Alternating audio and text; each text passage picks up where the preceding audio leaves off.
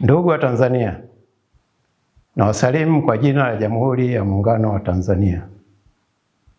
Kazi na utu.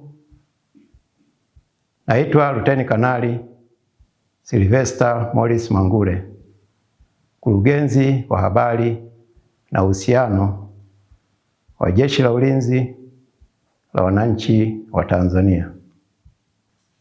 Ndugu wananchi, Jeshi la Ulinzi la Wananchi wa Tanzania linawajulisha wananchi kwamba hali ya mipaka ya nchi na usalama nchini ni shwari.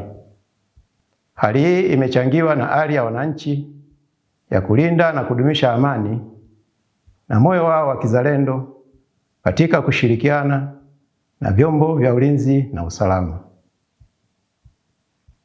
Utulivu na amani uliopo nchini umewezesha wananchi kuendelea na shughuli zao za ujenzi wa taifa.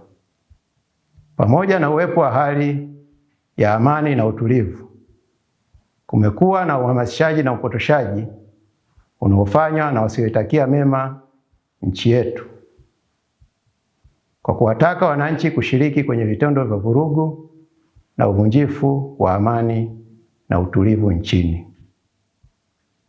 Watu hao wanafanya uhamasishaji na upotoshaji huo kwa kulichafua jeshi kwamba litahusika kuwalinda wafanya vurugu na ghasia hizo.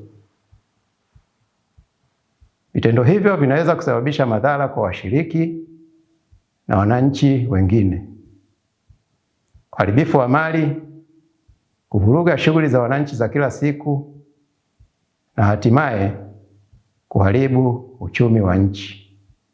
Ndugu wa Tanzania, jeshi linawasihi wananchi kupuuza wito wowote unaohamasisha kushiriki katika vurugu za aina yoyote.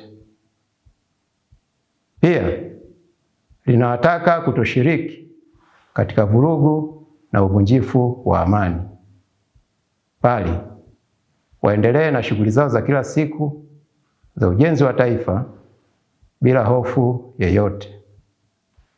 Jeshi halitasita kuchukua hatua stahiki kwa watakaoshiriki katika vurugu na uvunjifu wa amani, kwani ibara ya 147 kifungu kidogo cha pili kwenye mabano ya Katiba ya Jamhuri ya Muungano wa Tanzania ya mwaka 1977 pamoja na mambo mengine inalipatia jeshi jukumu la ulinzi na usalama wa nchi na wananchi wa Tanzania.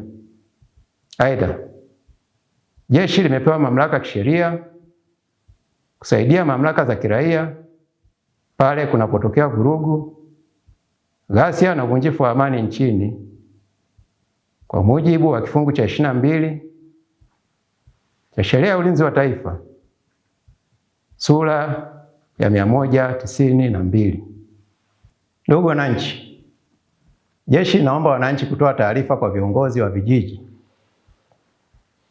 au viongozi wa mitaa na vyombo vya ulinzi na usalama kuhusu uchochezi au viashiria vya uvunjifu wa amani ili kudumisha utulivu nchini. Aidha, jeshi linawahakikishia wananchi kuwa litaendelea kutekeleza majukumu yake ya ulinzi wa nchi, ulinzi wa katiba, ulinzi wa mamlaka ya nchi, pamoja na kusaidia mamlaka za kiraia kwa weledi, utii, uaminifu na uhodari wa hali ya juu na kwa kuzingatia viapo vyetu.